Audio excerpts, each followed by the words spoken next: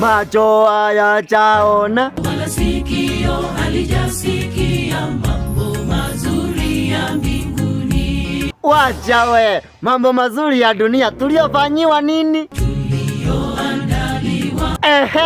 Sisi kama nani? Washindi wote wa dhambi walioshinda vita vya dunia. Hapo sasa, na tukifika mbinguni itakuwa aje? Shangwe na raha tele tukifika mbinguni. Na tukasema kwa Yesu hakuna nini? Hakuna dhiki wala maombolezo.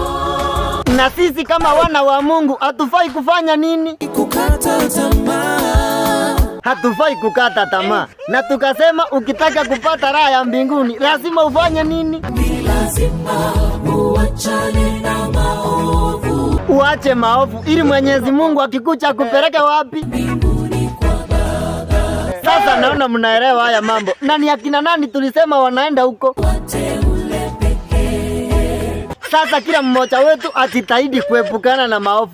Na wewe nahodha wako ni nani? Nahodha wangu ndiye Yesu. Tulisema nahodha wetu sisi wote ni Mungu. Wana Sabato tuingie kanisani.